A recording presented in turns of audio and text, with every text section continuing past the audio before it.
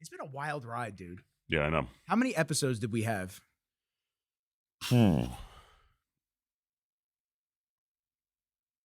We had almost 100, I think. It was about 100. I think we were close to 80 to 100. I don't know why I want to say 86. Yeah, I think we were close to something. I don't remember. I don't think they're not hosted anywhere anymore. No, so you can't see. Yeah, they're all down. I'm glad you were able to pick up a couple of them for Rizology, though. Yeah, like Wayland's. Dude, it was good, man. Somebody commented on Wayland's literally, I think 2 days ago. Yeah. And they were just like, yo, that's like tragic. He was in his, what was he? He was in his 60s, right? Yeah, mid-60s. Yeah, mid-60s. Yeah, that fucking sucked, man. You know, that was a tough one because John actually texted me. Yeah. Big John texted me and he just was just like, hey, man. And oh, no, he called me. And I was like, that's weird. Well, I haven't spoken to anybody from Bev's like that in a minute. I was like, what is going on? Like you just get that phone call as we're getting older and you just know something may have happened to somebody. It's like that 2 a.m. text or call. Like, why are you calling me? Unsettling. Like, what? Why is this going off? Hey, yo, I need help, or something's happened, or this and that. Truthfully, it was like that. I hate to always bring it up, sure, but it was like Arash hitting me up that morning with Sean Harris. Yeah, that's what it felt like. Absolutely. I was sleeping all nice and snug as a bug, and all of a sudden, Arash is like, "What happened to Sean?" I go, What happened? You mean what happened to Sean? I was with him literally, it feels like 6 hours ago, 7 hours ago. So yeah, Big John called me and he just said that Johnny Whalen was in hospice, and I was like, fuck, bro. And I literally asked him, I said, does he want visitors? Because I can understand if he doesn't, you know, he doesn't want a bunch of dumb meatheads hanging around. And, you know. And he just said, yeah, he's just kind of not in the mood. And if you text him though, Rosie, will read the message to him. And yeah, I just kept it brief. I just wanted to just tell him I always cherished everything that we've been through, and he was like a gym dad to me along with Sean, and I loved him, and he was just always a good human being, and that's really what it wound up being. Like it sucks when you know what you're saying to somebody is going to be your last words. Most of us don't have any idea when our last words to the next person is going to be. You know, we never knew that. We never knew playing outside with our buddies was going to be the last time we ever, that one last day, it was going to be the last time we ever did it. I got to come home for dinner, but I'll see you next week. And then I'll see you next week. Next week never happens. Yeah. Or, you know, for me, it was always, I was big on Xbox. So I was always playing Xbox and Halo with the boys. Like every Friday, Saturday night throughout high school. College started getting a little shakier. We were playing Call of Duty. Yeah. I would say first 2 years of college, we were really ripping. But then, like, as it started progressing through, it started getting really shaky. Like, the guys couldn't get on at the same times and this and that. And at some point, we all had our last match together, and we just never played again. Yeah, you see last online 3 weeks ago, 4 weeks ago, 5 weeks ago. I got a little. What do you got? Oh, a little ingrown hair. Fuck, that ingrown hurt. hair. Oh, God. Oof. It's from rubbing everything on the mats and everything. It's Nick, you just have so much testosterone. Your fucking chest hairs are ingrown everywhere now. They're just coming out. Well, I'm feeling like a lumberjack right now. Yeah. Merry Christmas Eve. Merry fucking on a positive note. Cheers, baby. Merry Absolutely. Christmas, dude. Getting together with John Pignetti. It's been I can take a sip. What am I doing? Yeah, and that was hot, and I burned myself. I burned myself. Why do you drink hot coffee?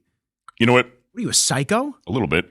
But just enough to be tasteful, if you will. The tasteful psycho. I've had a really weird thing with like nausea lately, and I'm trying to pinpoint it. It's not like in my stomach; it's like in my throat aggressively. So you're having acid reflux type situation, but there's no burning whatsoever. So what does it feel like? What are the symptoms? You know when you're about to throw up and you feel like Dude, I threw up randomly last week. It's crazy. It was random. But it's like, it's in you feel like that throat feeling right here? Yes. I just get that. Ugh. My stomach feels totally fine. I'm like, oh, that's not good. Have you ever seen the diagrams, and I don't want to cut you off, have you ever seen the diagrams of if you sleep on your left side versus your right side? And I make sure I sleep on the left side for that reason. Okay. Because the way, for those of you who don't know, the way the stomach acid, not the stomach, but the stomach itself right here comes up into the esophagus, it's not straight up. It kind of shoots off to the left a little bit. So if you lean on your left side, it's as if the stomach acid isn't going to pour into your esophagus. Where it's something called the LRP, something like that. Is it the other way, though? Is the stomach laying on the bottom when you're on the left side versus the top? The top, it spills in? Well, the stomach is always in the middle. But the pipe, in a way, pipe is on your right side. So when you lay on your left side... Look, I'm Googling this. Yeah. So when you lay on your left side, stomach acid isn't pooling into it. All of a sudden, we start giving people advice and everyone starts throwing up the next morning. Like we saw with Joe Rogan, with everybody getting mad at him with the COVID vaccine advice. And he's like, but really, if you're taking vaccine advice from me, is it my fault? Yeah, right?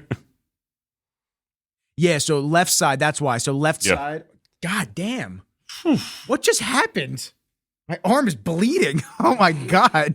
What the fuck? It's a little ingrown hair. Kenji, where are you? No, he'll actually eat him. Eat him. He gets weird with blood. Oh, yeah? Yeah. He starts licking his chops. He's like, he gets like that super hyper Remembers sensory. who he is. He starts like chomping his teeth. I go, bro, please, you're freaking me out. Relax. It's a cut. Relax. Yeah. You don't have to kill me. I'm not dying. You really need that forearm, Nick. Yeah, that's what he's like. He's like, yo, that looks pretty meaty. Yeah, so if you lay on your left side, the pipe goes up and over, versus if you lay on your right side, it's sitting high and the pipe starts angling down. Yeah, so it sits on the right side. So when you're laying down on your right side, what's happening is the stomach acid is laying on the side. Yeah, no, I know. I was trying to think for myself. A tissue? Good. This is just in case. This is always in case Kenji has a seizure / throws up in my office.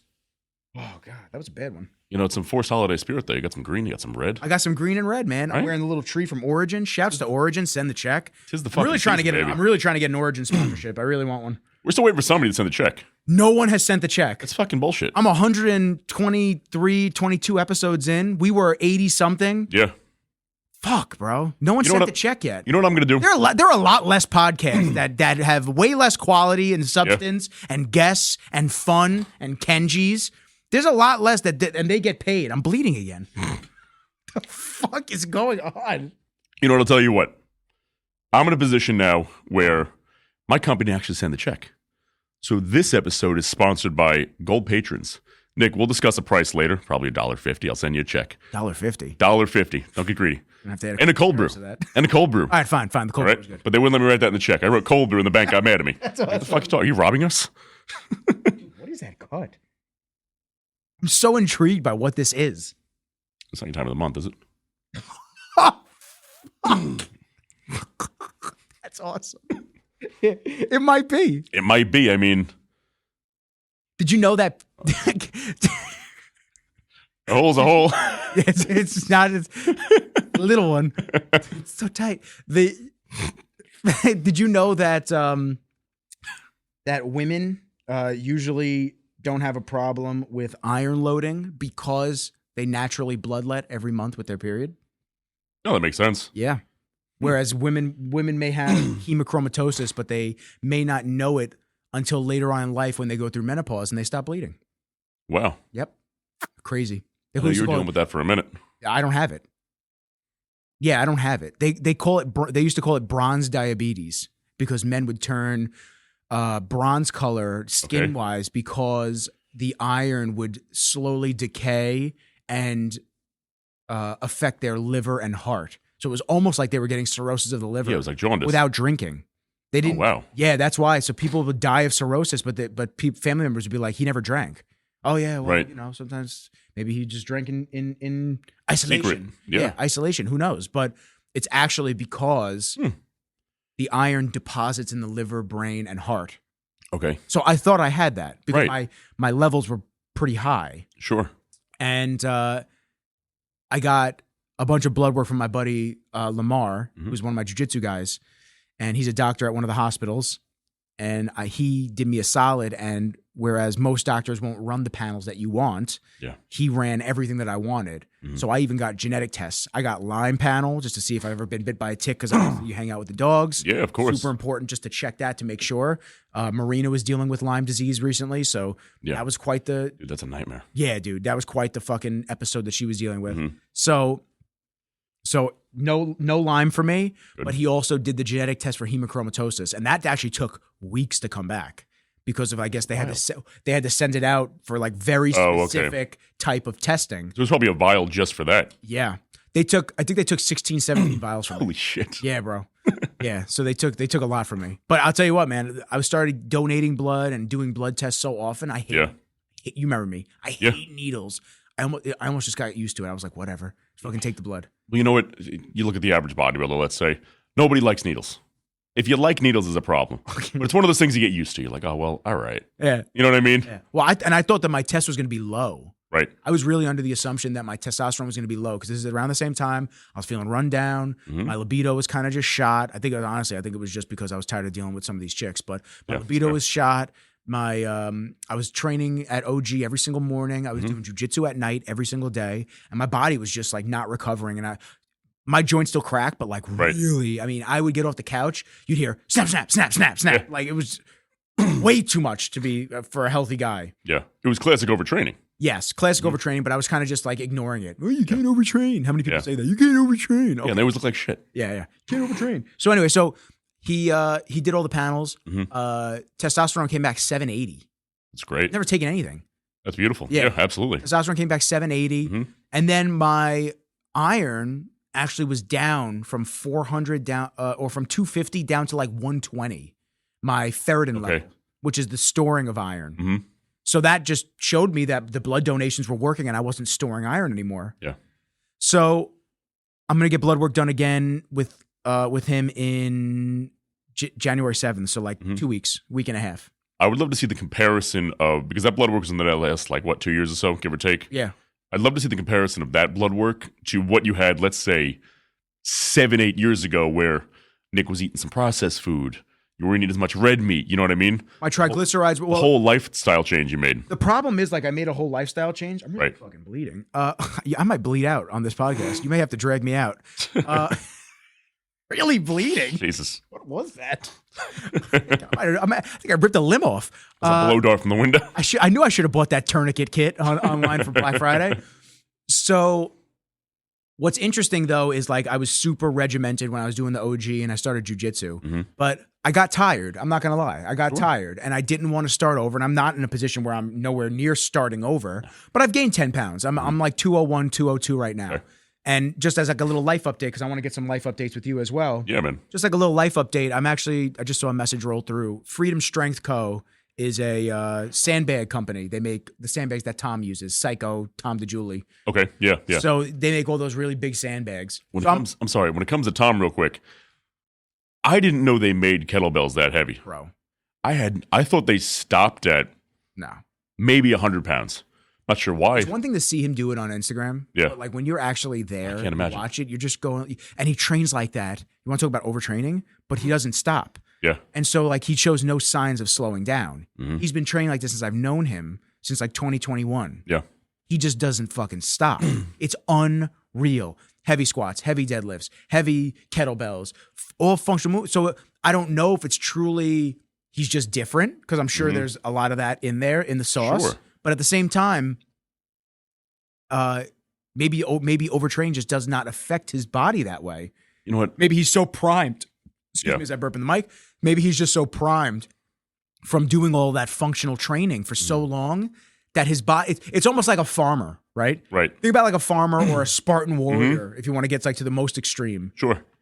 Spartan warriors battling every single day, gladiator style. They're all going, training. Farmers throwing heavy bales of hay and machine work up at the crack of dawn, out until the sun's down, and then they're eating and they're knocking out. It's almost like that. Like his body's just primed for it and used to it at some point. You know, the difference between what he does and what, say, like a farmer will do or a Spartan will do, something like that, is a farmer's waking up at the crack of dawn every single day, lifting the same bales of hay, doing the same exact thing no matter what, right? But the load and resistance never increases. You're saying he's progressively overloading. Right. So these guys the farmers got good at what they did. It maintained right there, and it was stable forever. Yeah. If you read the same chapter in the book every single day, you'll get really good at that chapter, but you never learn anything from it. Yeah. So when it comes to what Tom's doing, or what any progressive bodybuilder or athlete of any kind is doing, but him in particular when it comes to overtraining, is it the most optimal way of training? Hard to say. I don't know enough about his training style. But he's out here doing it, so it's like, okay, so it's maybe it's optimal for him. It certainly could be. And I'll tell you what, his clients work their fucking dicks off. That's what I'm saying. Yeah. So, is it the perfect optimal way? It's so hard to say. But is he continuing to improve himself every week? Scary he is. Yeah, scary he is. That means he's nowhere near, for his body, in that overtraining threshold. Because if he were, overtraining is a factor for everybody, no matter what. Your central nervous system can only handle so much. But if he's continuing to improve religiously every freaking week, at least for the most part, he's not past that threshold yet. Yeah. So his body neurologically is so trained and so in tune with aggressive load like that, if you will, where it can thrive under that pressure. Once again, maybe not optimally, or maybe it is perfect optimally, but so long as he continues to improve, that's all that matters. Yeah. No, it's crazy, man. It's definitely different type of training, and it opens your eyes to just what else is out there, because for the longest time I just thought bodybuilding was the end all be all. Yeah. I was, in my mind, it was like, this is the only way to train, this is the best way to train. And then you start off with Arnold's Encyclopedia of Bodybuilding, and then you start to transition into, okay, let's get a little more gritty. You look at bodybuilding.com, and back in the day, they had Corey Gregory and Muscle Farm and all these different articles. You start reading, okay. And then for some reason, you get on the dark side where it's like John Meadows and T Nation and Dave Tate, all these guys. And you're just like, okay. And then you start looking into that, but then you start looking at like power lifters and more compound movements, as opposed to just like a lot of isolated or isometric, not isometric, just more isolated movement. Yeah, isolation moves. Yeah. Yeah. So you start looking at it like that, and you start going, okay, well, maybe I'll do that. And your body comp changes because you're focused on the plan. Like, dude, Squattober was fantastic, bro. Yeah. I've squatted the heaviest I've ever squatted following the plan. Followed the plan to the T, hit it. Even when I didn't feel like it, I did my thing. The squats for the first week were heavy. Sure. Because I haven't trained like that in a long time. But then as you start going through the program, your body starts adapting, and you start getting into the rhythm and this and that. And it's like, okay, yeah, they're not sore anymore. The legs are achy. So, all right, we'll just push through. We'll just get this shit going. Right. So, yeah, I mean, it's interesting to see the different training styles to get ready for everything. And then obviously now this translates into, I bodybuilt for so long. I did that side of the sport, and that was my world for a long time. Moved to the Meadows, moved to the HIIT training, jiu-jitsu. Yep. And now jiu-jitsu really is my life. Like, that's what I do. Like, that's my passion. I love doing jiu-jitsu. If my body would allow it, I'd roll every single day again. But I've learned that I need to take the breaks. I have to. My grips, because I do a lot of gi. Right. So I'm not a big fan of no gi. I'll do it, but I love gis because I have from bodybuilding. Yeah, you have the strength. My grips are so crazy that I'll just be able to pull somebody in or like manipulate a leg to get it out of the way and move it across. So right now, the goal, this is going into 2025, along with obviously my business and retainer clients and working with everybody and AN and all this stuff, all the great stuff on the horizon that we got going on in the podcast, which I want to do more with you as well. I've told you this. I'm going to be... why am I so hesitant to commit? I'm hesitant to commit because I get nervous about injuries, but I already know that I'm going to be working towards this. Okay. So my goal to work towards right now is I have to strengthen all my weak spots in my jiu-jitsu game. Okay. So all the different guards, all the different guard retentions, sweeps, takedowns, escapes, all the different submissions and chokes. I'm really going to be focusing on hammering them down. So I have somewhat of an answer every time I'm faced with something, and I'm not just leaning into what I favor. So that's one of my main goals. The other main goal is there's the competition in April, a jiu-jitsu competition in April. So I'll be competing as a blue belt now. Where is it? It's at Hofstra. Oh, well, that's great. Yeah. That's awesome. It's at Hofstra. So I'll be competing. Let me know if I start bleeding. I think I'm good now. Sounds good. Jesus. Thanks for clotting up. Fuck. Good craftsmanship, Karen. Body can't even clot blood. That's why they made that vaccine. Yeah, that's true. Yeah, they hit the clot shot. It's awesome. It's awesome. So there's a competition in April. It's going to be a big competition. IBJJF. It's all gi and everything like that. I want to document the process of going into my first competition and training hard as shit for this. So I've hammered down. I haven't talked to Tom yet because I need his help, but I've hammered down what I need to do training 4 to 5 days a week for jiu-jitsu. And then at the 8-week out mark, I'm going to start an actual camp. Right. So the first week is, X. Second week, I roll with everybody at the gym that gives me a very hard time. And then start to work all of my different guards in, all of my different things that I'm working on. And then hopefully that translates well to the competition. I'm not really I'm trying to win. Right. But my main goal is to go experience it and not get fucking injured. Mm-hmm. That's my goal. Because my ankle injury from a year ago, next month, January, February of this year, I injured my ankle. Right.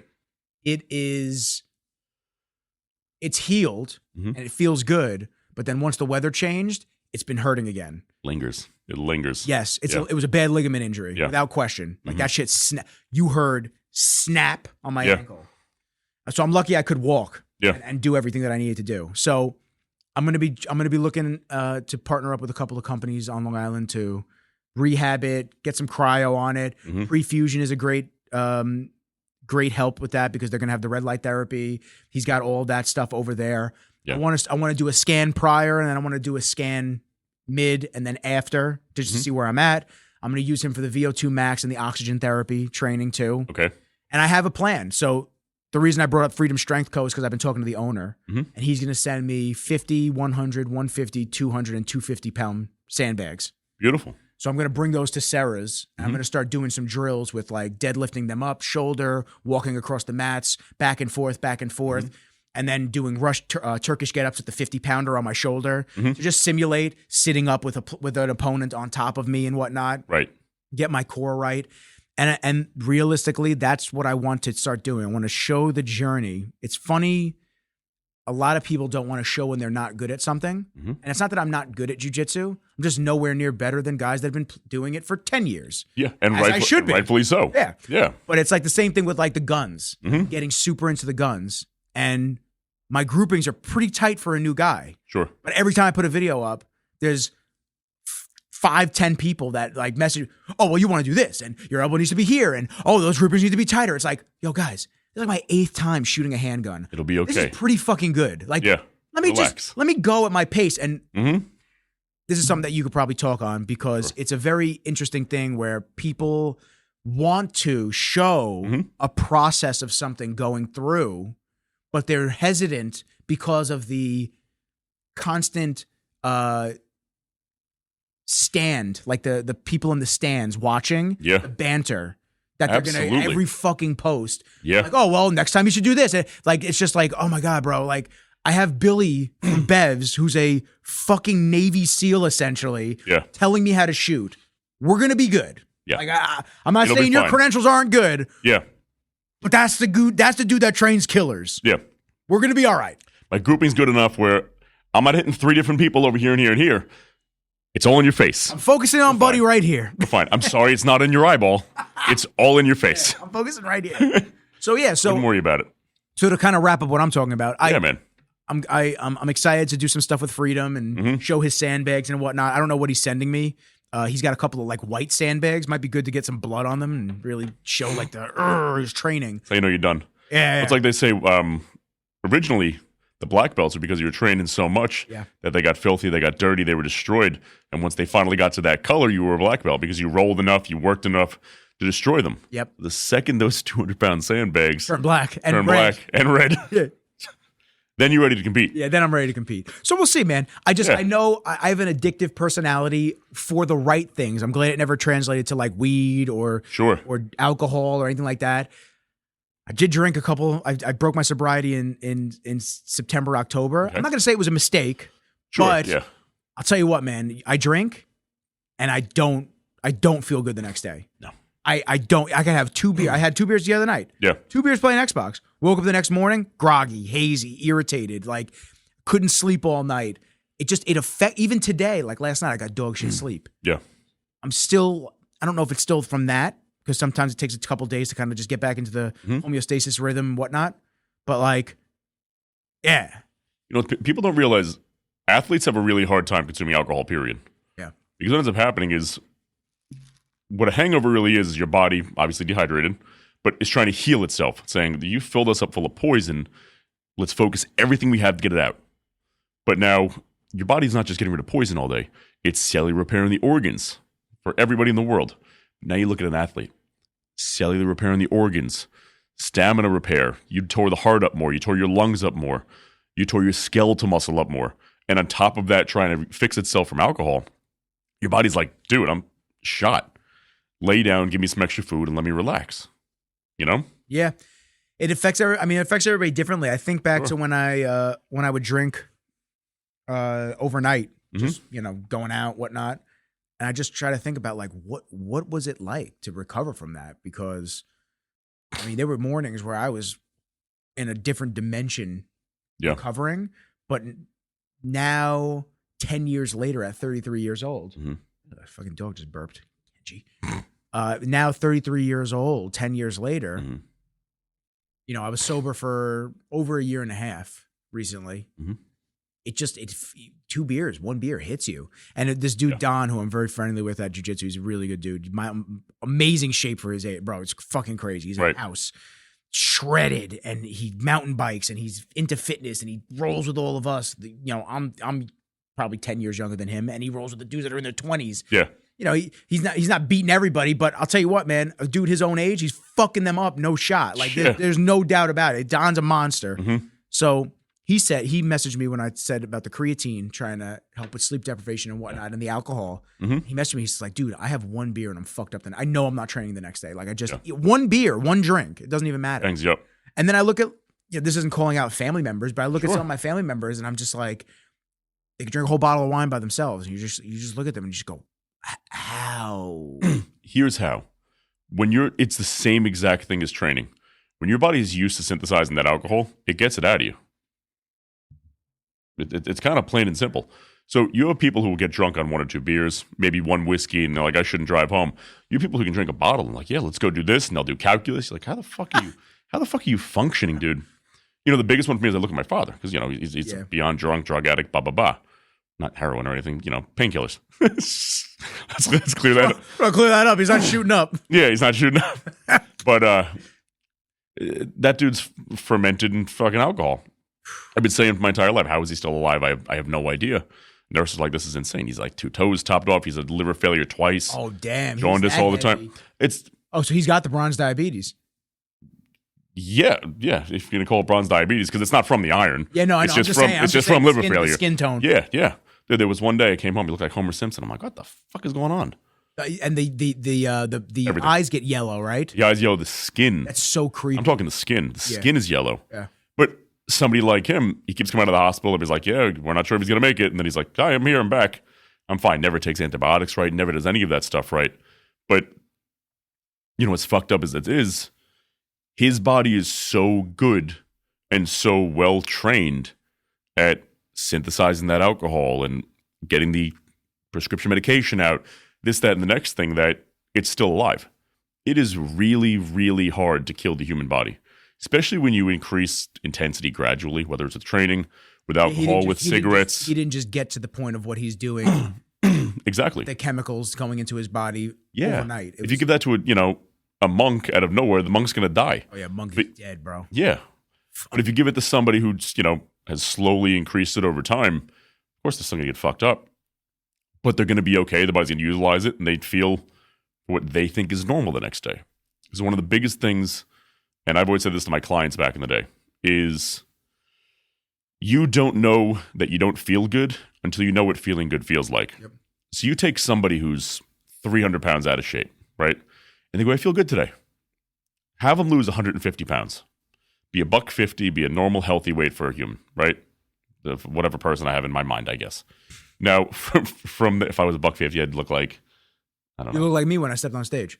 I was $150. Yeah, there you go. I'd look like Nick. Fucking insane. I'd be handsome and shredded. Oh, God. But dying. I was dying. That's what I was doing. I was fucking. I was one missed meal away from the grave. That's what it was. Paper thin skin there. Every time you moved, you bled again. Did I? No. I'm saying every time you moved, you brush it up against the table, you're bleeding. Stay over here. Leave John alone. What's up, big head? Come here. Sit over here. No. Stay over here. Kenji's getting used to John again. Yeah, I haven't seen him. Voice. He's upset I didn't bring him a coffee. Definitely upset. Yeah. And Archer, man. Yeah. As you were saying. Yeah, that big fucking head. That is huge. It's so funny. So huge. But from there, you don't know how good you feel until you understand what feeling bad. I'm sorry. You don't know how bad you felt until you know what feeling good feels like. So when you lose all that weight and you'll wake up fucking hungover, feeling like garbage, how you did the next day, then you realize, I feel like shit today, but I still feel better than I used to on like a quote unquote good day. Yeah. your skew is completely off. Yeah. Even when I was heavier before I started all the HIIT and jiu-jitsu, man. Yeah. I just, I'm drinking sake and I'm thinking like everything's cool. And I didn't realize the COVID weight I put on until you start dropping. You're like, oh, wow. And your face, stay over here. Hey, stay over here. And your face starts thinning out and like you start looking and you go, oh, fuck. Like I was really fat and I thought I wasn't. I didn't think I was. And you start to feel better and you could run farther and you could just feel more athletic performance just really going through the roof in comparison to what you were outputting prior. And you're just kind of, you're just realizing, and that was the big thing when I dropped all the weight, because I dropped from 230 to 186 was my low point. Yeah. So you start looking and you just go, hey, stay over here, bro. Go over here. Stop being a fathead. Come here. Lay down. Stop it. You're being a crazy little fathead. I felt good. I felt good at 186. My problem was I was doing too much activity and I wasn't feeding my body properly. Yeah. I wasn't recovering. I wasn't nutritionally like hitting it. I was eating clean. I really was. Yeah. But I wasn't eating anywhere near enough. I wasn't hitting stay over here. Hey, come here. Stop being a jerk. Come over here. Thank you. Got a wild animal here, folks. Fuck, bro. And then he wants his ass scratched. Bro, I don't want to scratch your ass. Lay down. It's so He's like, yeah, but you're going to do it. Yeah. This is look, see his head straight up in the air. Yeah. It's a needy fucking girl right here. That's what this is. So I don't have time for anybody else because this needy dog. So anyway, I dropped all the weight and I felt good, but I needed to get better programmed on the nutritional side. But then there's only so many things like business owner and working out all the time, dog. And it's like, you're trying to really balance these scales of life and it's tough. It's tough. It's tough to handle it all, especially when, you don't have that outside assistance of like a spouse or just anything else. It's all on you, which is okay. Cause that's how I've lived my life. And absolutely. I'm used to it, but he's grabbing my Funkos out of the box right now. He's grabbing my Funko Pops. Yo, leave the little man alone. So anyway, this go around. So I'm 200. He's gonna come over. Just ignore him. Yeah, he's fine. Oh, he's going past you. Oh no, he's not. Here he goes. He's fucking dick. So Kenji, hello, baby. Kenji, come on, leave him alone. Fucking Kenji. What are you doing, handsome? Come here. Leave John alone. So anyway, sorry everybody listening. My bad. Yes. What are you doing? Yes. Remember me? Yeah. Good boy. There you go. There you go. Still a little hesitant. Yeah, I know. So yeah, just don't. That's why I'm not going over. Yeah, don't do too much. Yep. So anyway, I'm trying to get this point across, Chanji. I'm really trying, and you're distracting the fuck out of me by staring at John. He's looking at you like a snack. So I am a snack. You are a snack, a different kind of snack. That's a big beef jerky. So anyway, this go around, I don't know what I want to compete at. Right. So I could compete at 200 pounds. Okay. But I'm going to go against guys that are probably dropping from 215 to 220. 100%. So you want to be as light as you can. That's going to be a challenge. Or the next weight class is like 180. What are you right now? $180s? Right now? Yeah. 200 right now. So I have to drop 20 pounds. Oh. Yeah. So I may have to do the heavier class. I mean, not heavier for me. I'd have to compete at this size. I'm going to drop. I'm probably going to be 190-ish, 195. But you have to weigh in with your gi on. And the gis are about 4 pounds, like 3 to 4 pounds. You'll be better off than 200s for sure. Yeah. Because the other thing, too, is you're going to be going up against guys that are taller. Yes. So if you understand how to grapple them correctly, because you're 200, but you're fucking solid. Bro, they have such long limbs. That's what I'm saying. Such a pain in the ass with my little short arms. It's so funny how different sports are. Because, for example, I'm going to go into a heavyweight division of bodybuilding next year. And I haven't said... What were you prior? Light heavyweight. Okay. The weight cap was like 176, I think, to 198.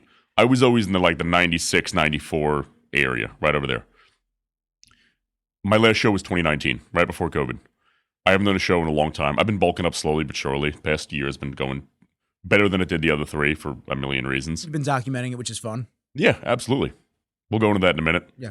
But I'm going to be heavyweight now. So at the amateur level, me going as a heavyweight bodybuilder where the weight cap is 199 to 225, That's a big jump. It's a big jump. So I wanted to take the extra year because I needed to fill it out a little bit more. So what do you weigh right now? Right now I'm 245.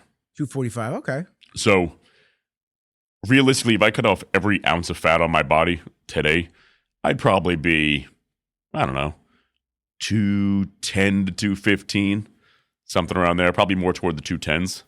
Hopefully to be toward that 215 area once prep starts coming around. So give myself a little more time, put 5 pounds more muscle on. But people are like, I still have abs. But I have 30 pounds of fat on me, give or take, but I still have abs. You don't realize how much fat the human body can actually hold. Yeah. You know, when you tell somebody like, "Oh, I got to lose 40 pounds," like, "What are you nuts?" Like, just you'd be amazed how much. Yeah, you have no idea how much is actually there. It's crazy because I look at my legs. The lower my legs are, the leaner I am. So my calves are always shredded. Yeah. My hamstrings are pretty lean all the time. But then you start working your way up to like the middle of my thighs, like upper thighs. And that's where that fat starts for my body type. Yes. That's where fat starts accumulating. And it also starts accumulating right here. Chest generally stays lean, but up here especially. Like little fatty here, a little bit here. My arms really don't hold anything. No, your arms. Except for like a little bit on the actual bicep. Sure. But my lower back, that's where everything holds for me. Dude, I hold it all right there. Entire Italian gene, that's where the fat just accumulates. I have the tire right there. No matter how big I get, I still have lines in my legs. Yeah. All the time. Yeah, it's crazy. It's crazy how like genetically you're just predisposed to where the fat's going to accumulate. And then, of course, I'm sure you've had clients ask you over the years, "Oh, can we spot treat the fat?" And it's like, no, it comes off where it comes off. Like, there's no way to take away from that. You have to just gradually cut down on the calories, increase your expenditure of exercise and burning, and eventually your body's going to start getting rid of the fat.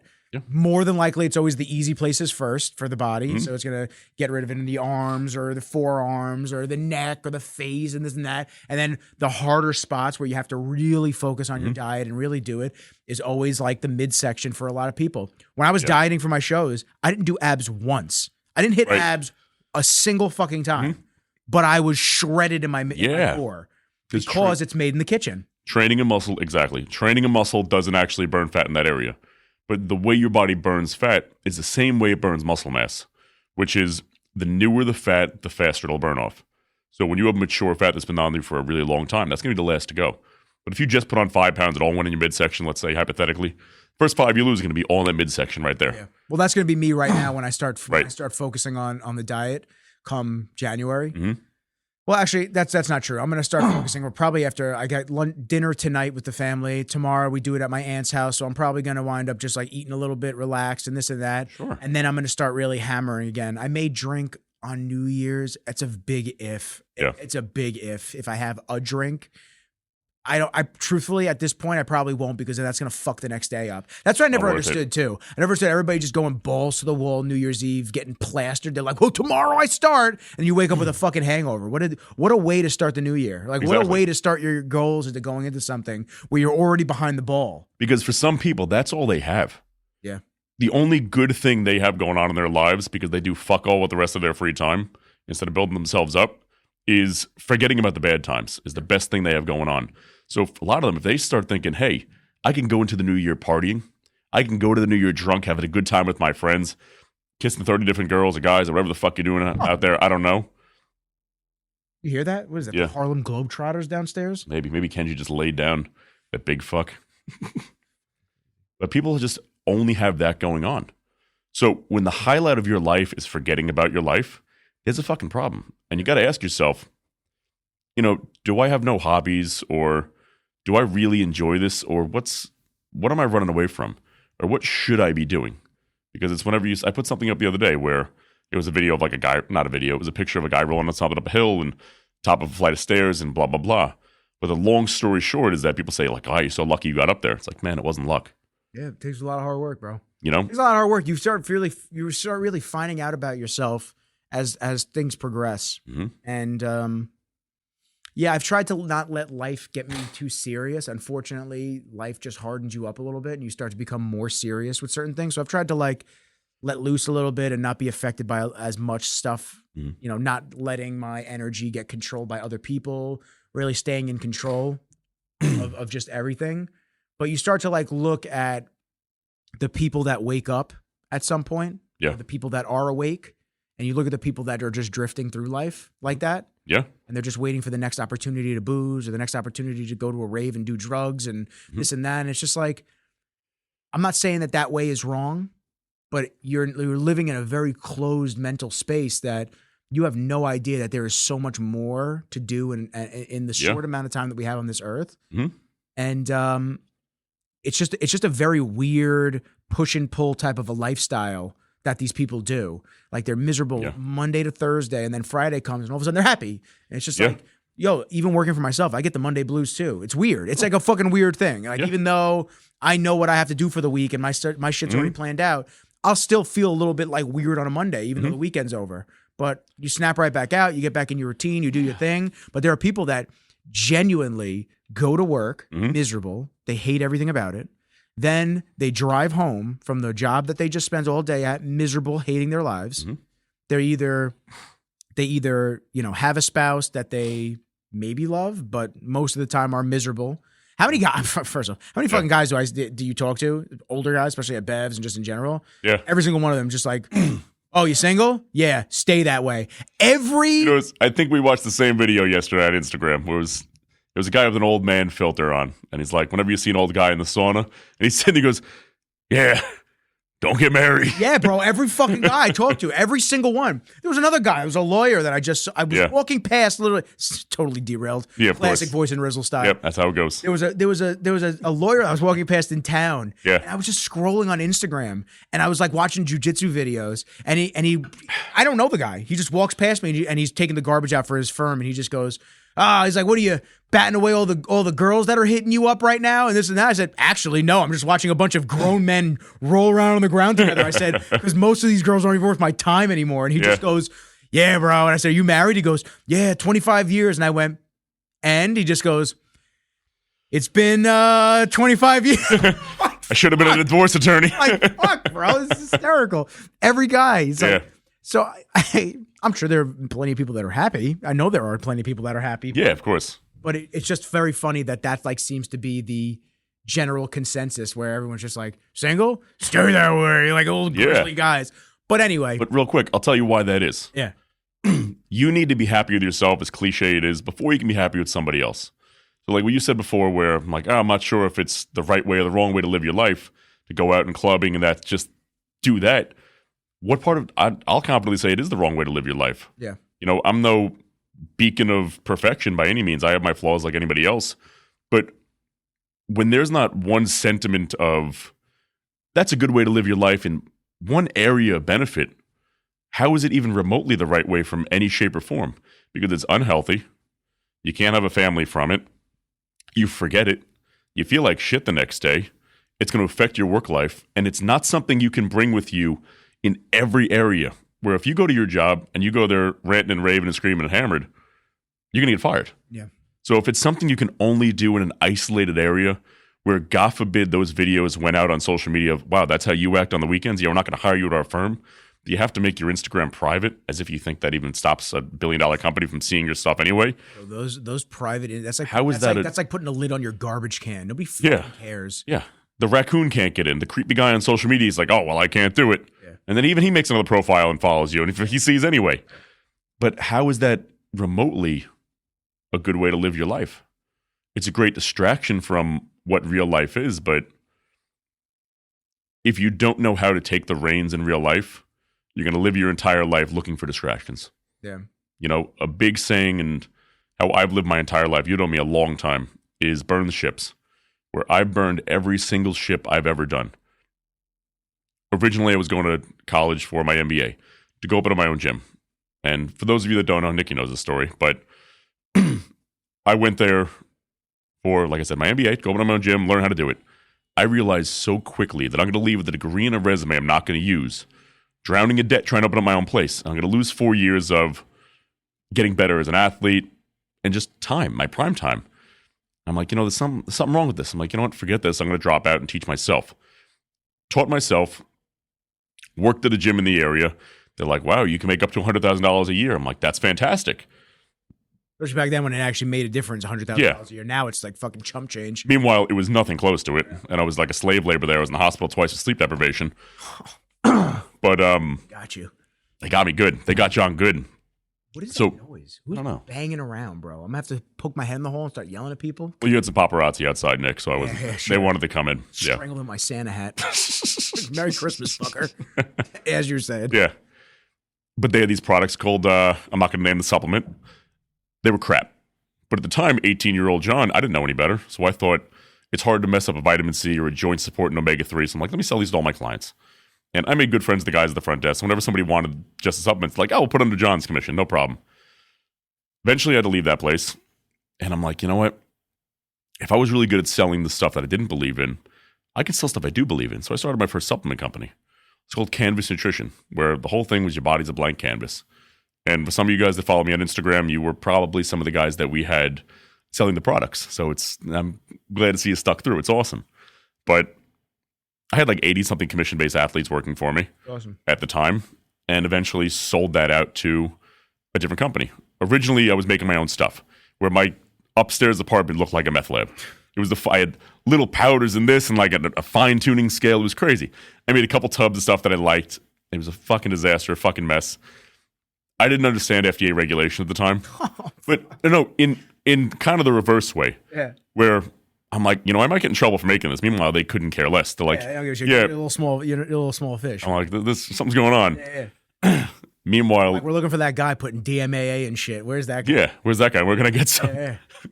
Eventually sold. Blackstone. Oh, too soon? Did that soon enough? In one of their single-family homes. Oh, fuck. But I sold that company and used a lot of that funding to open up my first gym. So that was the broad scheme of things. But burn the ships in the sense of gambling on yourself. Are you familiar with the term burn the ships? A little bit. So, but for those yeah, that absolutely. It essentially means adapt or die. So it's an old Nordic term that's in the Bible, things like that as well. But essentially, these guys that were coming to conquer a land, they would show up, literally burn the ships they came on. So they couldn't go back. They said there is no retreat. So it's either succeed or die, period, end of conversation. Even from an earlier age, I said to myself, you know what? The regular rat race everybody's living in, that's not the life I want for me. And I'm not saying if you're doing that right now, that's not how you made a mistake. Well, someone's got to do it. Someone's got to do it. But I encourage everybody to find a way out of it in the sense of at least finding happiness for yourself. Because if you have a 9-to-5 and you like what you do, God bless it. I'm happy for you. Yeah. But find a reason to wake up in the morning that isn't just for somebody else. Mm-hmm. So from there, I burned the ships. I said, all right, I'm going to go against the entire normal society with our generation, drop out of college. I'm going to go in the most, at the time, isolated sport in the world, bodybuilding. You know what I mean? Because nobody was bodybuilding back then. And really try to do things on my own terms. So now my company, Gold Patrons, which I've touched on that with you a little bit.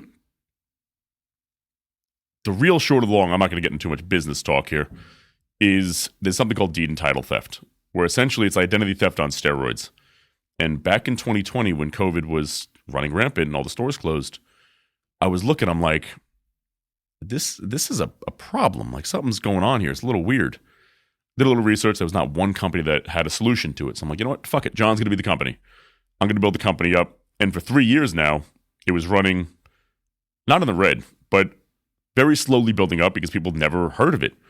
And then a couple months ago, probably about 8 months ago, 9 months ago at this time, we spiked up dramatically because 2.6 billion Americans got the Social Security numbers hacked. Yeah. My shit's still frozen. I froze all my credit reports. Exactly. Yeah. So at that point, every client we didn't close, and I mean every single client I didn't close in the past 3 years, hey, are you guys still doing the thing? It's like, yeah, man, you closed 3 mortgages a month. We didn't go out of business because you didn't sign on. Welcome aboard. You know? From there, we're signing a couple thousand hot properties per month right now. We have one arrest of a scammer in Florida, and we have another one pending in California. For an arrest. Yeah. Nice. Most of these scammers, so we're catching 2 scammers per week. Awesome. Most of the time it's overseas. So it's overseas. Shocker. Can't do anything with it. Shocker. I'm going to give you the number of the guy that keeps calling me for my fucking warranty. Exactly.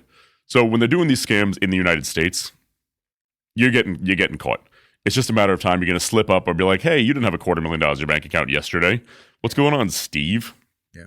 So in the States, you get caught. But overseas, it's a big problem because people end up losing everything. But the point of burn the ships is don't be afraid, and I'll leave it on this. Don't be afraid if you think something's crazy. Everybody thinks you're nuts. to go for it. I built an industry that didn't exist. And when I told somebody about it, they're like, you're out of your mind, which, was the classic cliche version. You're out of your mind, blah, blah, blah, this, that, and the next thing. But so was Steve Jobs. he was. He's a fucking lunatic. And look at us. Right? I hate that, by the way, side note. I hate that the logo is the apple with the chunk bitten out of it, like the Bible. I hate that. That drives me nuts. Very, not a fan of that. With everything coming out now, concerning. Very concerning. Because they say, too. You've become more religious lately. I have. I got a story for you. I've noticed. I got a fucking story for you. I was going to tell you that. I was going to be like, John used to be very, like, neutral and atheist type, and you seem to have had like some type of that's enlightenment. That's a story. Yeah, because I've noticed, because you send me things that are a little bit more like, oh God, and this and that, and I was just like, interesting. Yeah, we'll get into that in a moment. I picked up what you were putting down. You always do, baby. You always do. They even say, like, when you have two hands on something, you're praying to the device.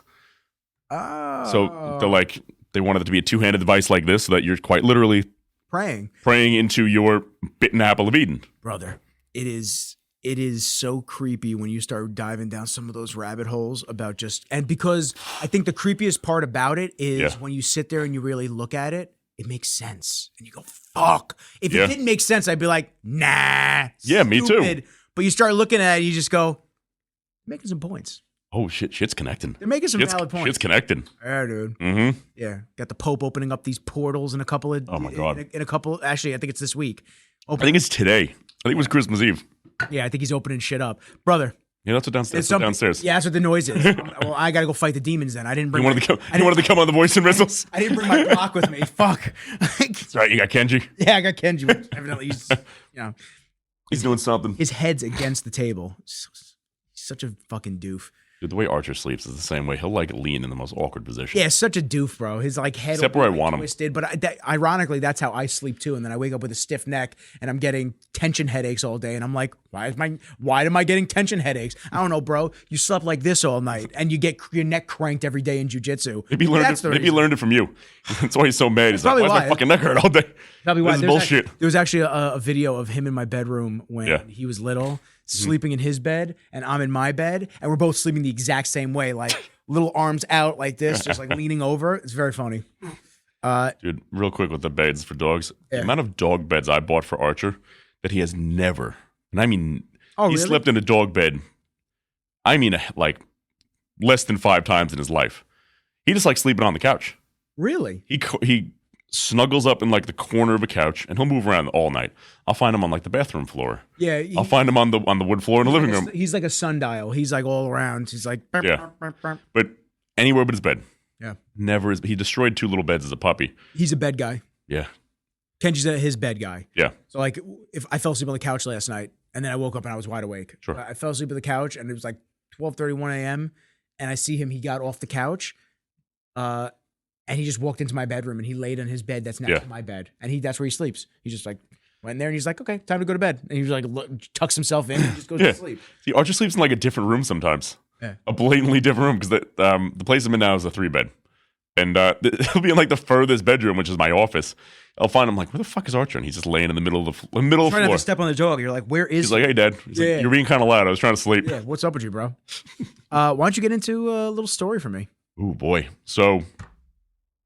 Because I'm curious. I'm genuinely curious. It's a wild one. So let me preface it by this. I like to say to everybody, you've known me a long time. Mm-hmm. I've always been aggressively myself no matter what. And I couldn't care less what anybody says. John's going to do what John wants to do. Mm-hmm. Never in a way of being egotistical or trying to harm others. I'm prioritizing yourself. Yeah. Which I believe is a good thing. Yeah. So based on how I used to always be, which was... I guess atheist in a way, but not aggressively. More so... No, you were just more so My way was always... neutral. I don't know. Mm-hmm. And because I don't know, I'm not taking a stand out of the way. And truthfully right now, I don't know because I don't know everything. But I'm pretty damn sure. It's like those shirts with the raccoon where it's I'm a... What is it? It says... shirts with the raccoon. We got a different feed. We have a very different timeline. The raccoon with 2 little finger guns up. Oh. And he's undiagnosed, but I'm pretty sure. Oh, yeah. Yeah. Yeah, I'm definitely acoustic. So my girl's very religious. And it shows, is she the catalyst for you? the catalyst getting into it in a way of opening up into it, if you will. Okay. So there was one night where I've been going through shit for the past 3 years as a result of everything. Not bad things, but I knew it was going to happen because I planned on putting every dollar I had into my company. I knew things were stressful financially for that reason. So I knew I was eating shit for 3 years, which is now, thank God, ending. I can take a salary next year, which is nice. So I can breathe. But there was one night I'm like, maybe I should pray before bed. And prayed, whatever, went to bed. I'm like, hey, am I doing this right? What was your impulse to do it? No idea. Just happened. Just felt like doing it. I'm like, yeah. I'm like, well, I'm not going to be like, no, I'm not doing this. Did she ask you to do it, or you? No. Just one night I was like, I guess I should probably, not even, I guess I should probably. I was like, I feel like I should pray right now. And that was something that never came in my mind before. And I wasn't going to be alone in my bed like, no, I'm not doing that. That's ridiculous. I'm like, fuck it. Let me give it a shot. That night, I was up in the middle of the night, out of nowhere. Woke up, heard a lot of creaking around the house. I had like violent chills, but like the floor wasn't cold. Nothing was cold. I was like shivering. There was a little bit of like a wind in the air too. And I just heard things, and I saw like my door was opening and closing a little bit. Just a lot of weird little things, like something was fucking going on. To where what I think happened was, as crazy as it sounds, like I had like demons living inside me. To where I essentially exercised them myself. I've always had bad things happening around me, but never really thought much of it. And at the same time, we all have temptations of drink or do this or this. But I was so stubbornly myself that I never gave them any thought. So I really think I had, I don't know why I wanted to say two. I said two demons living inside me forever that, to be frank, just kind of gave up trying to sway me one way or another. So I feel like they were just kind of living in there like a penthouse, hanging out. And then when I did that, it just threw things for a loop and they got out. You think by asking for help and asking for either the weight lifted off of you or whatnot, you're in the mindset that almost just like cleared out that inner blockage. Yeah, but what's crazy was I never pray asking for help. I always pray just acknowledging gratitude. Okay. Like, hey, thanks for this, blah, blah, blah, blah, blah. Everything's good. Never really asking for anything. I know it's not really the right way to do it.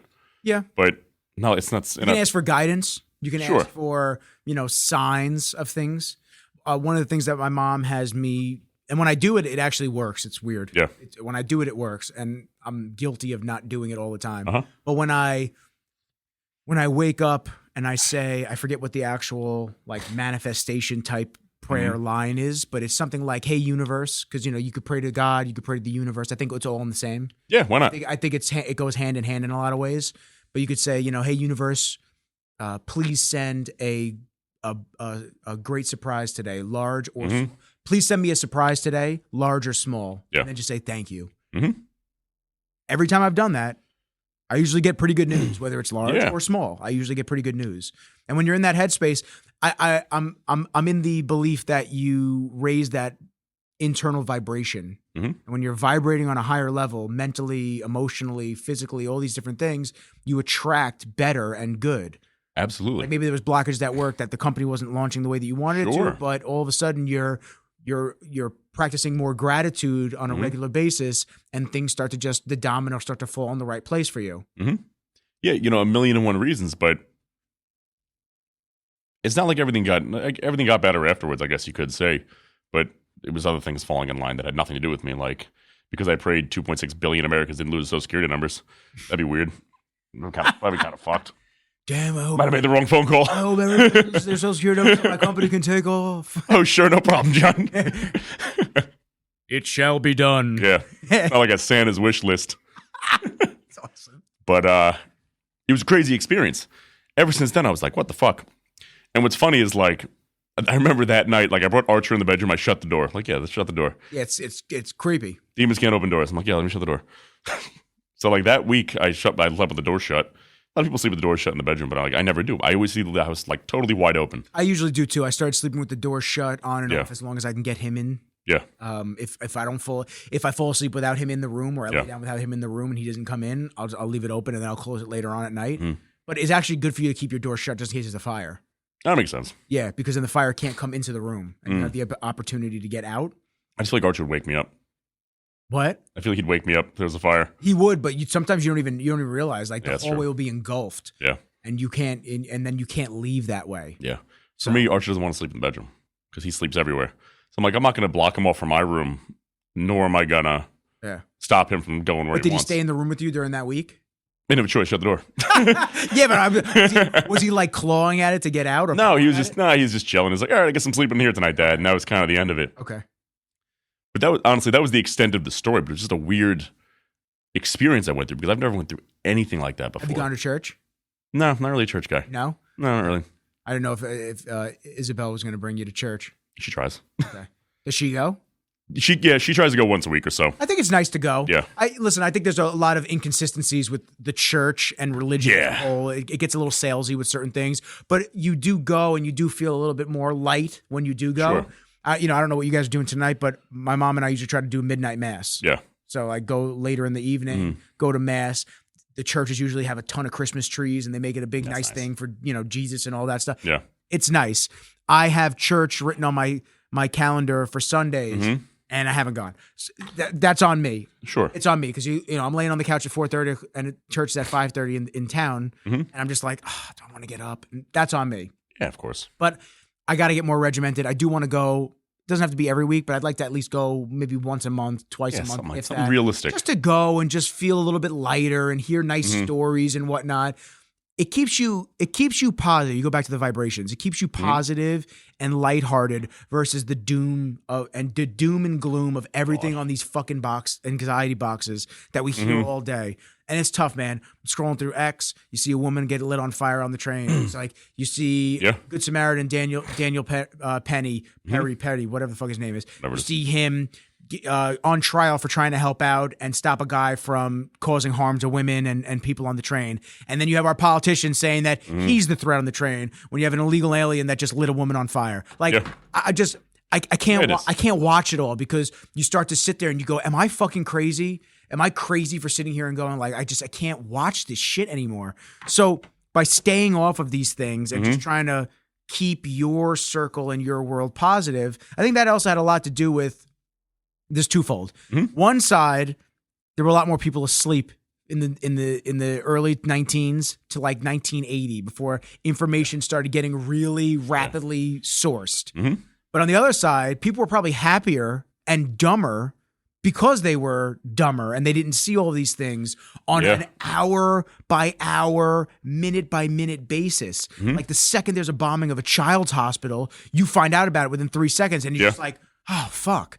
And then there's this person that got decapitated for going overseas and trying to help. It's like, oh, God. And it's just bing, bing, bing, bing, bing, bing, bing. And it's this microcosm of, I don't even know if I'm using the word correctly, but it's like this big pot of just all of these shitty stories that just keep that vibration down. So as you could start to like ask for spiritual guidance, and you can start asking for the universe to send you surprises and gifts and saying, hey, just take this weight off my shoulders if you can, or, just, I appreciate just being able to exist on this plane of whatever this is. Things start to seem like you're vibrating higher and they're just more positive around you. Yeah. One of the big things too is we're saying people were dumber back then, but there's so much more information nowadays. That's what I meant when I say that. Dumber because they're not bombarded with constant information. But now let me ask you something. What's actually dumber? Being bombarded by constant information that's incorrect and fraudulent? If it is. Well, I'm saying there's so much nonsense on like the news and stuff nowadays. That's the problem. But at least back then it was fakes now. But at least back then it was pretty accurate. Was it? As far as we know. But maybe as far as we know. But maybe it was just so hardcore mainstream media that you were just rammed these thoughts, ideologies, and news stories down your throat, and you didn't have the ability to fact check like you do now. It's true. So it's like, it's fucking true, man. Could you imagine if we didn't have the internet X, we didn't have all these different platforms? Like, although once again, you could be shown whatever they want to show you, but could you imagine if you only had Fox, CNN, MSNBC? I don't even care. Right, left, doesn't matter. They're all propaganda in their own ways. Yeah, absolutely. They all spin stories in the right ways. Bro, German market, you saw that? Yeah. Yeah, the fucking Middle Eastern cat. Okay. call it what it is. Yeah. You're so quick to call out a white dude when he does something wrong, but like when somebody of a different nationality or color does something wrong, nobody wants to say anything. Bro, call a spade a spade. It is what it is. Yeah. Yo, I'm all for, if white dude fucks up, does something bad, put that dude up. Blame him. Put him on trial. Tell it exactly how it is. Yeah. But you can't have that standard and not the other standard. So now you have these media outlets that are just like, oh, man accidentally drove into... No, bro. He drove into a Christian Christmas market specifically. Yeah. It was like people that were celebrating and there were things going on for like religion purposes and whatnot. Bro, he drove into it to kill people. On purpose. Call a spade, bro. Like, Yeah. it is what it is. But if you are living in the 1960s and 1970s, you don't have the ability to like see the different point of views or hear people on the ground. You just had to believe what the news article told you, and you sit there and you go, wow, that's terrible. And that's the end of it.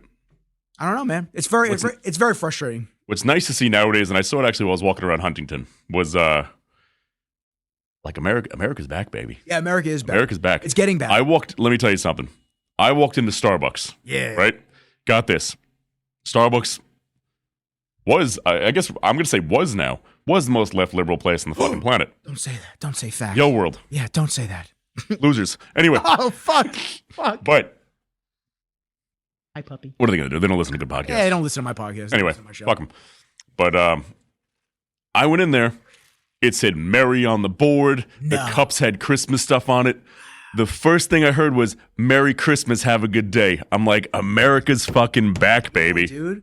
Yeah, we got to get out of It's great. Yeah, we got to get out of this soft ass. Everybody's a butthurt about fucking everything. Yeah. It just has. Oh my god, just the emotionality of just appealing to everybody has just made this place a fucking shithole. It's exhausting. And what happened when we had Alex on the show? Remember, we had Alex on the show. Yes. Alex is an the awesome fourth example. episode. Yeah, Alex is Because great. Alex just exists. Alex transitioned. We're going to use him that as a specific Perfect example. Alex transitioned, and he exists. Yeah. He doesn't jam it down people's throat. Yeah. If you don't like him for whatever reason, which it's hard not to like, because he's just like a likable person. dude. He's just Yeah. a good person. Yeah. Like, if you don't like him for whatever reason, he doesn't fucking care. Yeah. But like the jamming everything of everybody's belief down everyone's throat has made this place a worse place, because then you're just ramping up the people that hate you. Like, that's what you're doing. All it is. You're pissing everybody off. You're pissing everybody off. If somebody hates you for being gay, if somebody hates you for being white, if somebody hates you for being straight, it doesn't even fucking matter. Like, whatever you identify as, if they hate you for that reason, I hate to break it to you, they're probably going to hate you no matter what. They're the shitheads. Exactly. They're the shitheads. And by making it like this one person that hates you for being like that, and then ostracizing everybody that is similar in color, gender, ethnicity, whatever it is, just because you associate all of them with that one person that hates you for that, and making it that you're treating those other people the same way that you have to treat this person, like it's a fucking, I want you to love me. They're not going to. They're not going to love you. Not even I want. You have to. You have to. Yes, You have to love me. That's what it. So like, they're never going to. No. So instead of focusing on the one shithead, let's focus on all the people that already accept you and that do like you, because they're the majority. Yeah. Most people don't give a fuck what you do in your day-to-day life. They don't care. No. They don't care who you're fucking. They don't care what you identify as. They just want to. Everyone's so consumed with living their own lives. Yeah. Everyone's just Rightfully consumed with so. living their own lives. So we have to get back to a place of like, yo, that post 9/11 was like the America to be in. No one hated anybody outwardly because everyone was Americans. Yeah. We are Americans. I don't care what color the you same are. team. If you live here and you're here legally and you did the vetting process like my grandparents did through Ellis Island, and they did the right immigration process like so many millions of Americans now have. Yo, we're fucking Americans, bro. Yeah. We got each other's backs. I don't care what color you are. I don't care what you look like. I don't care if you're male, you're female, you're in the middle. Doesn't matter to me. Yeah. We got each other's back, because if shit hits the fan, we're all in the same boat together. That's my rant. It's a beautiful rant. My Christmas rant. Yeah, man. Listen. If you're a good person, I like you. If you're a Plain and simple. shithead, it doesn't matter the other aspects of who you are. I just don't want to be around you. I don't like you. So we're good. Don't even worry about it. Just like stay over there. And there are plenty of really shitty people on all spectrums of color and shades course. and ethnicities. It doesn't matter. That's an unfortunate characteristic that people are just going to have. So instead of focusing on that person, focus on just the people that do love you and the people that are accepting of who you are as a human being. Because those people the people that don't like you don't deserve the time of day. Ignore them. Let them die off. Who fucking cares, bro? Fuck 'em. Like, you see, like, people get bent out of shape because of, like, old racist people or old, like, this or that. It's just like, bro, they're going to die in, like, 2 years anyway. Yeah. Fucking ignore them. What, they're 90 years old and racist? Dude, they got one foot in the grave. They're out soon. And honestly, when you look at racism at that age, right? It's not like they have wild stories. I hate these people because of X, Y, and Z. It's just they grew up in. I'm not saying it's right or wrong. It's not right. They just grew up in a non-PC world where, of course, terminology has changed and you shouldn't say certain things, blah, blah, blah. But realistically, they don't hate anybody for the most part. They just want to be left alone and eat their pudding. Let them pudding. Let them fucking rot, bro. Let them rot in that hospice. What's up, Kinch? Kenji, come over here.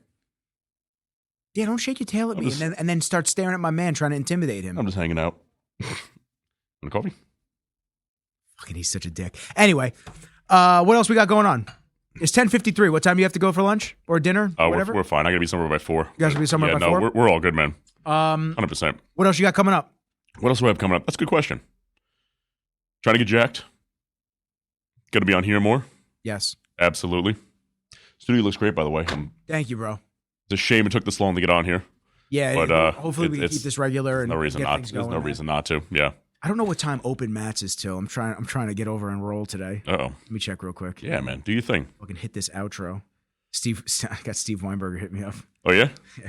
That'll be a good time. Yeah, he wants. We got some potential like projects that he wants to do. I love it. Well, let me see. Ready? Let's check it out. Let's see, when's open mats? It might be over by the time I get out of here and get home and get my pajamas. Just roll with Kenji. Oh, 11-1. Beautiful. Oh, you're not even beautiful. Not even ready for you yet. 10:54. Beautiful. All right, John, give them an outro. Talk to the people. Right. So, people, we're out here. There's nothing fancy to promote, anything like that. I hope you guys have a great Christmas. Saw me almost bleed out on camera today. We almost lost Nick. Do you see this? This is disgusting. By the way, when Lamar tested me, he tested me for all diseases as well. Yeah. I'll tell you what, man, I'm safe when it comes to that. Good. But bro, I was sweating. I was like, I've never gotten an STD test before. Bro, came back clean as a whistle. Hey now. Hit the kid up. Merry Christmas. Merry Christmas. Yeah. STD free. Yes. And you know what? On that note, I would like to thank everybody for tuning in this episode of The Voice. Oh, wait a second. That's the old outro. Thank you for everybody tuning in this episode of Rizzology. Hey now. With your host, Nicky Rizzles and John Pignetti. I appreciate everybody for fucking with us, but for now, peace and Merry Christmas. And Merry fucking Christmas.